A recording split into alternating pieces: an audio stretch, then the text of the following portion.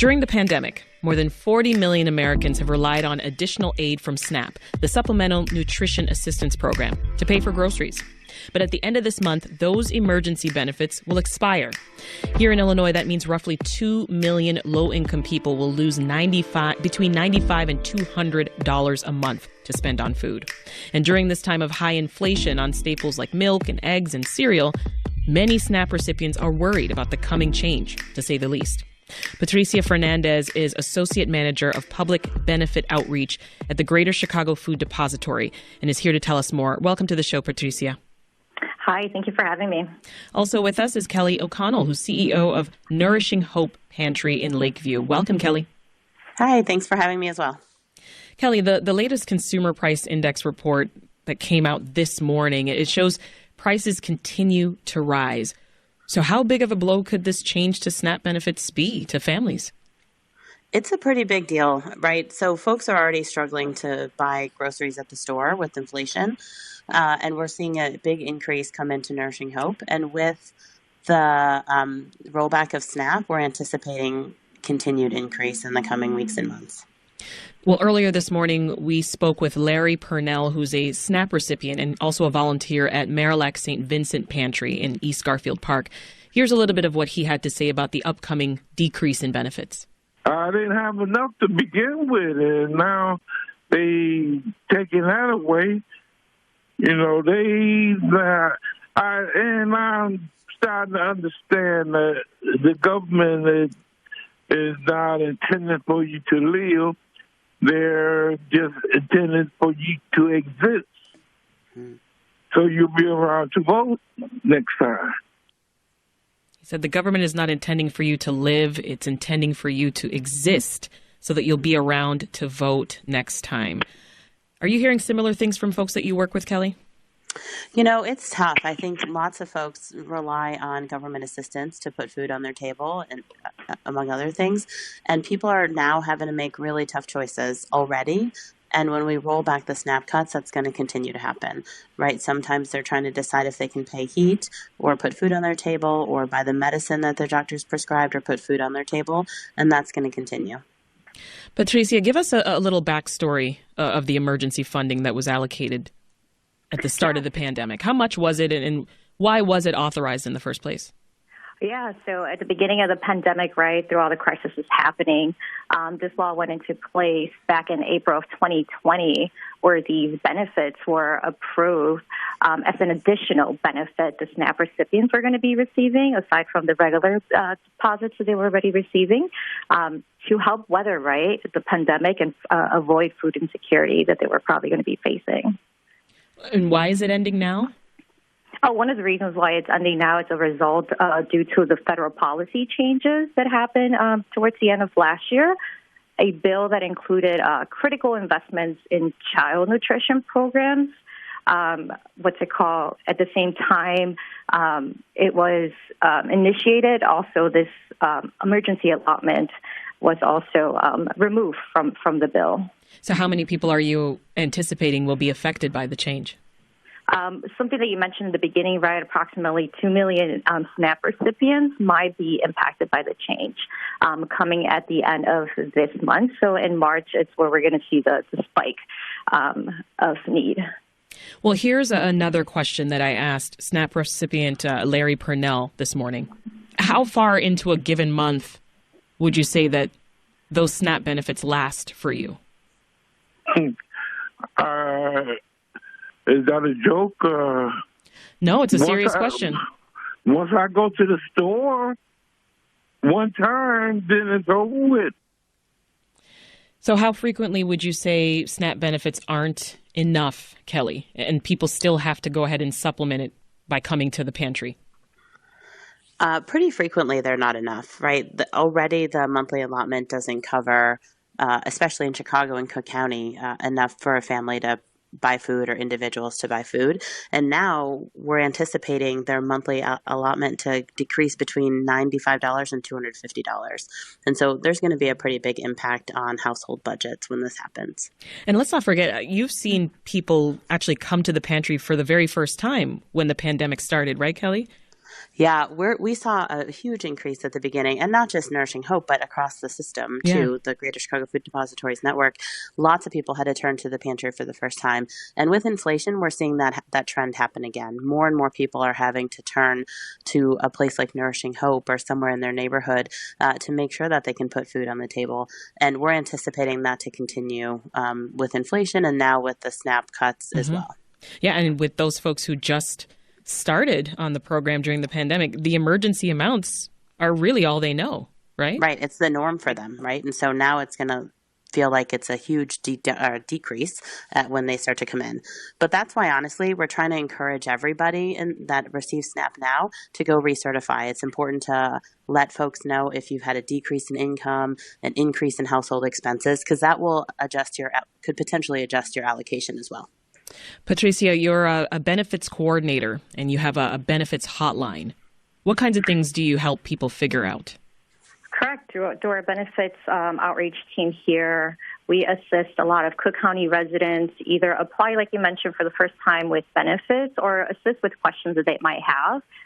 Through these times, right, we are ensuring that our staff is fully prepared. We are going to be seeing a large number of calls come in through our hotline, but also our food pantries. So we are trying to make sure that everybody is aware of the impact that's happening and the rush that might be coming starting in March. So just providing the support for everyone. Mm-hmm. How would you say that folks can calculate how much their benefit amount will be moving forward? It really varies case by case. So with our coordinators that we have with our hotline, people could call us and we could go case by case. It could be whether income maybe went down, right, and expenses went up. That might be a way to see if there might be eligible for additional or a higher benefit amount. So again, it's just case by case. Mm-hmm. So if Well, I want to be clear about something too, Patricia. You told one of our producers, phones, they aren't ringing off the hook just yet, right? So do you think that maybe many people aren't aware yet that the additional benefits will expire soon? Yeah, that's what we are thinking, that many individuals are not aware. So we're leveraging a lot of the partners that we have, our network of 700 partners, to help us spread the word, right? Many people, this might be a surprise to them. So, again, we're just trying to spread the word as much as we can with the connections that we have and also working closely with the Department of Human Services to reach our SNAP recipients and letting them know of the changes coming. This is Reset. I'm Sasha-Ann Simons. SNAP benefits, the aid that the federal government provides for families to buy food, they're decreasing at the end of the month. Those additional emergency benefits were offered to tens of millions of Americans during the pandemic. So we're discussing what the change will mean for recipients and for food pantries and more with Patricia Fernandez, who's Associate Manager of Public Benefit Outreach at the Greater Chicago Food Depository, and also Kelly O'Connell, who is CEO of Nourishing Hope Pantry.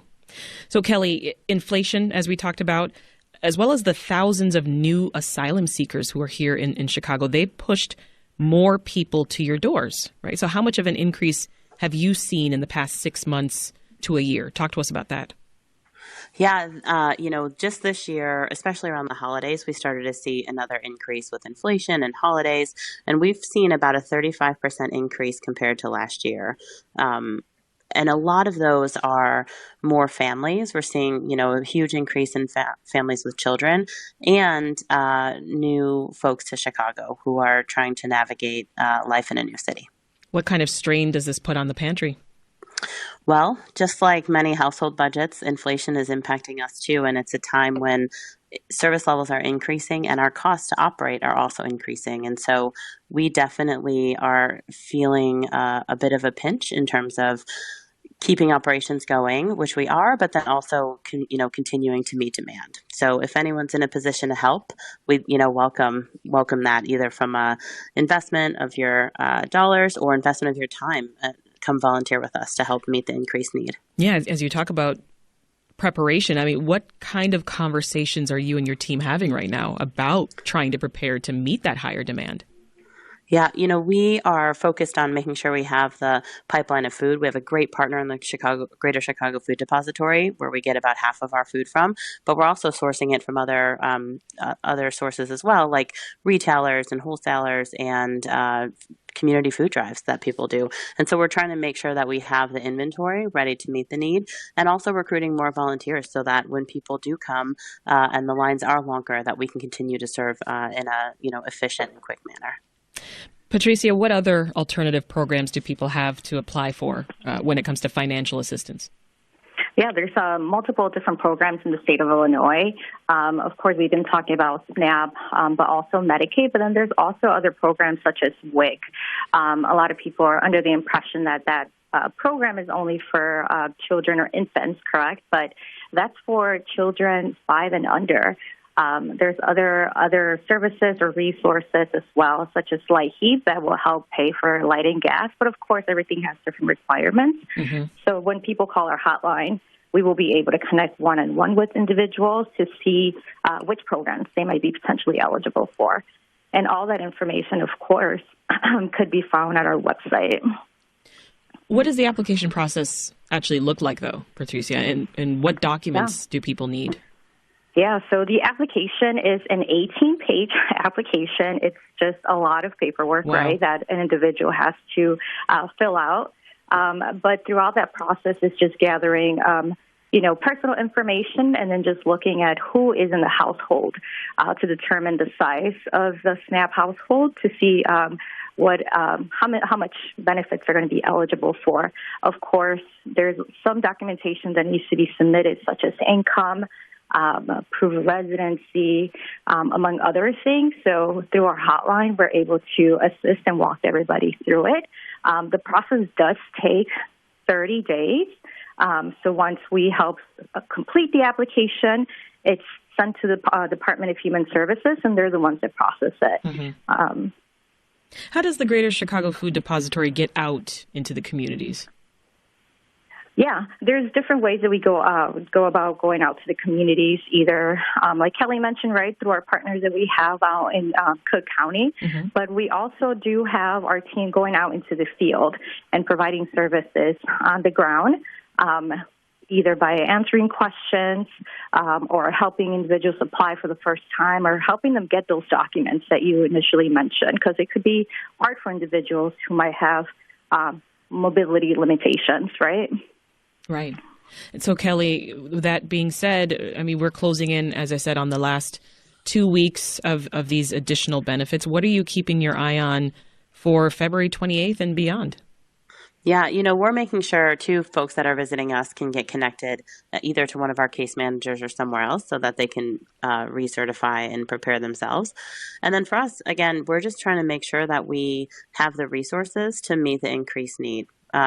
Organizations like Nourishing Hope can't do this alone. We need to rely on the federal safety net, and many clients need to rely on the federal safety net to help support. And so we're going to continue to do what we can to make sure people have the food they need to stay nourished. That was Kelly O'Connell, CEO of Nourishing Hope, and Patricia Fernandez, who's Associate Manager of Public Benefit Outreach. Thank you both. Thank you. Thanks for spreading the word. This is Reset. I'm Sasha-Ann Simons. We just talked about the particulars of what will happen when SNAP benefits decrease to pre-pandemic levels at the end of this month.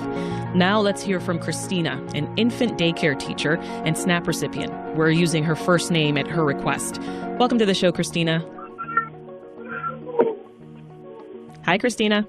Hi, how are you? Doing well. I can hear the daycare behind you there. Yes, thank you so much. Sorry, I could not get out. Oh, no, you're totally fine. Thanks for taking the time to join us live on the show. So let's dig in here. Over the last year, we have seen prices for basic food items like eggs go through the roof, right? Everybody's talking about it. How has that inflation affected you and your family and what you can buy at the store? So as of right now, it really doesn't affect us because they haven't made the reduction in stamps yet.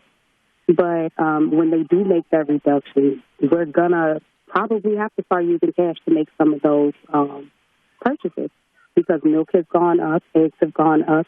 Not to mention if we are spending cash for, food and meals, that would cut into other finances that need to be taken care of. Yeah. So, cutting into other finances, borrowing from Peter to pay Paul, as we always say. So you're making hard choices as you walk down the aisles and try to do your shopping. Yes. During the pandemic, the monthly allotment from SNAP, it increased, right? But then, of course, as we talked about, the prices started to increase too. So how much money were you receiving before the pandemic, and how much do you receive now? Before the pandemic, I was getting, it depends, because I was getting $400 at one point, and then mine totally jumped up to $600, and then they reduced it once I redetermined. Okay. And it's down to like $200 or something now. So it went from $400 up to $600. Now it's back down to $2 something. Yeah. And so at the end of this month, it will drop again? At the end of the month, I will go back to a little under $2 or something similar to that. Gotcha. Because with the additional allotment they would give me, that would make me half $6. Right. So, and once they cut that, I'll be back at $2 or a little less than $2. And that's a big difference, Christina, going from just $200 to getting, $600. So what was having this money to spend on food like in the past several years? In the beginning, I was able to get a lot of the things that we needed, and some things that we really didn't need, but just to have that option for my children to have, for my brother to have, it made a big difference. We didn't have to worry as much. I'm glad you mentioned your brother. Let's talk about him. You're talking about Brandon, who's your older brother, and he's got cognitive disabilities, and you're his caregiver at the time. Yeah. So how have the emergency benefits allowed you to meet Brandon's dietary needs? Because some of the things that we prepare, Brandon doesn't care for. So with Brandon's allotment of stamps, he is, able to go and get some of the things that he does want or that he does prefer. But just maybe like a little snack from time to time. So it gives him that independent freedom of getting and being able to obtain the things that he wants, as opposed to just being stuck with what's provided. Mm. Yeah, he has particular tastes, right? And so now you won't always be able to get the things that he wants. Yes, definitely. So the SNAP benefits are going back to pre-pandemic levels. Talk more about how that's going to affect the rest of your budget. Once you lose that additional, say, $400 that you had been getting, how do you juggle things now? Honestly, it'll go back to being frugal. Try to buy a little more in bulk. But then when you buy in bulk, sometimes you have to risk the chances of it expiring before you're able to use it. So I would more than likely have to end up spending some cash for food and other items that we will need throughout the month. And you're paying your daughter's tuition, I hear? Yes, my daughter is actually graduating this year, and she is enrolling into a high school that has a tuition program. Mm. So I'm filling out for every financial aid or loan that I can get, but with loans, you have to pay those back. So there's finance coming out, tuition is coming out. Yeah. So it is definitely going to be a hurdle to come over. Are you trying to save too? Yes, I am. That's I've been saving, but with so many different things jumping, gas prices rising. I mean, you pinch a little bit here, pinch a little bit there, and then your savings is almost gone. So this decision that we're talking about, it was made on the federal level, Christina. So what do you want elected officials to know about how this is affecting you and so many other people? I need them to know that it's definitely real out here and it's hard. And I don't think that they see it because it doesn't really affect them. It affects that working class because I work every day and we're just barely making it. They just need to know that, take us into consideration, be a little more lenient with the ones that are working that can barely get by the what's being made. And now we have to, put the deal for other things. Yeah. Well, thank you for sharing your story. That was Christina, who's an infant daycare teacher and a SNAP recipient. Her last name we are not including at her request. We appreciate your time, Christina. Thank you so much for having me. Sorry again for my baby. No apology necessary. Take care. Bye-bye. This is Reset. I'm Sasha-Ann Simons. If you're just tuning in, emergency funds for food aid that millions of Americans relied on during the pandemic to buy groceries is expiring at the end of February. Here in Illinois, 2 million people will see their so-called SNAP benefits go back to pre-pandemic levels in a couple weeks. So we just spoke with an early childhood educator and SNAP recipient about her brother, Brandon, who is part of a program for adults with cognitive disabilities at Ada S. McKinley Community Services. And Elise McNeil, who leads that program, joins us now in studio. Hi, Elise. Welcome. Hello, Sasha. Hello, how are you? Thank you for having me. Doing well. Thank you so much. You've been listening along to all the stories we've heard so far this morning, Elise. Tell us how many other people at Ada S. McKinley you expect will be affected by these changes that SNAP is making. At Ada S. McKinley, in reference to our community day services program, we serve, within the organization itself, we serve over 7,000 people on the south and west side of Chicago. And within this particular program of the community day services, we serve well over 300 participants within this program. And with those SNAP reductions, we can see that will impact over 50% of our enrollment within that program. Wow, that's a lot of people. Where are we talking about? Where in the city do most of your participants live? Majority of our participants live on the south and west side of Chicago. We're talking the Inglewood community. We're talking the Chatham community. Those communities that are more so marginalized, that is where most of our participants live and reside. And we heard earlier from pantry workers. We also heard from Christina a moment ago, who's a SNAP recipient, and Larry. What are your thoughts in general, Elise, as you hear their stories about stretching that dollar and how much more difficult that's going to become in just 2 weeks? It's going to be extremely difficult. We see it within our program. Our participants, they come to the program and they bring their lunch on a daily basis, Monday through Friday. Those lunches are provided through those SNAP distributions. And if we see that reduction, that means they're going to be coming to the program. They're going to have a lack of nutrient foods that they're bringing with their lunches. That means it's going to also take away their ability for choices, because they're only going to be able to have what is going to be allowed in the household. So that's where we're going to see an increase in other multitude of areas with the population that we serve as well. Yeah. I mean, when you said choices there, it just made me think of these people in the grocery aisles, right? I'm thinking of my own shopping experiences. And when you look at certain products and, they're different brands, right? Different price points. And sometimes that's just not going to be an option for you to choose the better quality, right? You'll have to always go with the cheaper just because that's what fits in your budget. And it struck me when I talked earlier to Larry, who said, he asked me if I was asking him a serious question when I said, how long does your money last each month? He thought I was kidding, because he says one shopping trip. That's it. Yes. And we go into the grocery store, we see a dozen of eggs costing $9. Wild. We see a gallon of milk costing well over $6. And if you have a household of 4+ people living in that household, and in our programs at Ada S. McKinley, we are working with adults with IDD, which is disability, intellectual disability. And we know how much an adult will consume when it comes to food. So if we're placing those costs, and there's those limited amount of monies, it's going to make the families have to stretch. They're going to have to decide if they're either going to buy groceries or either if they're going to be provided, keep the lights on. Or keep the lights on. Yeah. And that's a difficult choice when you're faced with trying to decide between your most basic needs, which includes food. Absolutely. And as you talked about a moment ago, people are bringing their own lunches to your program. And tell us more about how you think the decrease in benefits is really going to impact the food that they can bring.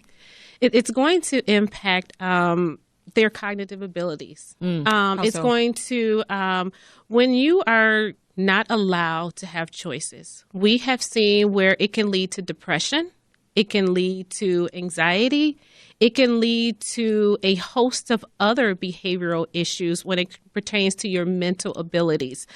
Because what you see is they won't have access to those nutrient foods. Like they won't have access to those fruits and vegetables. They will have to make choices that they necessarily don't get to make choices, if that makes any sense. Yeah, absolutely. And are health professionals making that connection? Because I don't know if the average person is able to tell, like, oh, this is why I'm depressed. This is why I'm feeling this way.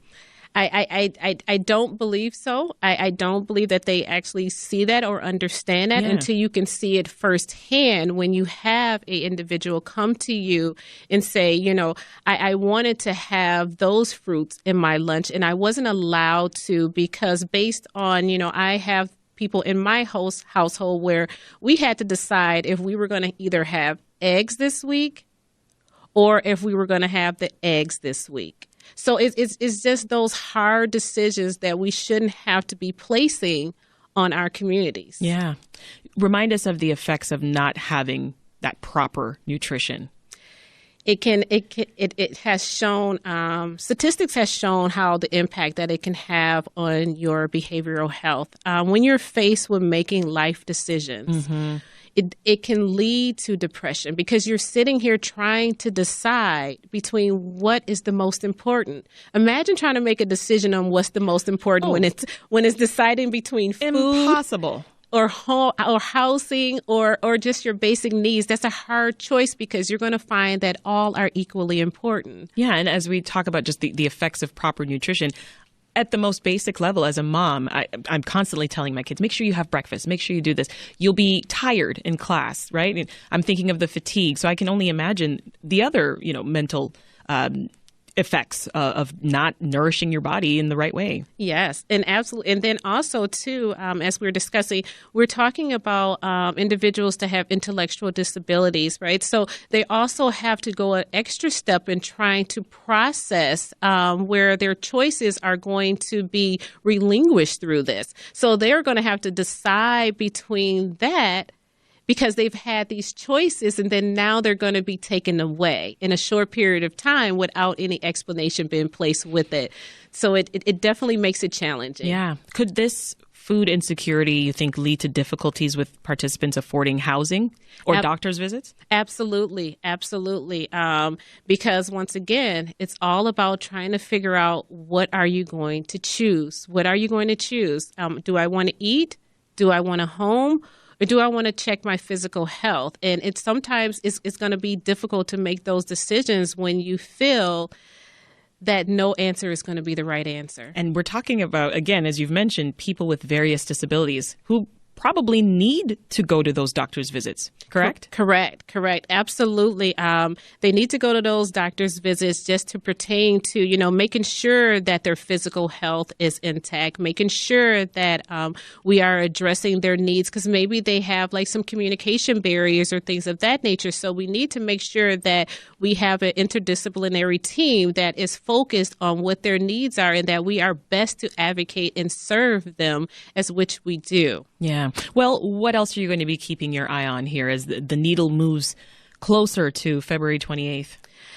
What we're going to do at Ada S. McKinley is continue to assess the needs of the community, continue to be an outlet for those resources, especially for our communities on the south and west side of Chicago, where our participants reside within our organization, and just really garner the support of the federal government and things of that nature, just letting them know like this is really impacting people's lives. And, it just really need to be communicated and showcased that, it may seem small to some, but this is really huge to others. And this can impact their everyday, day-to-day life.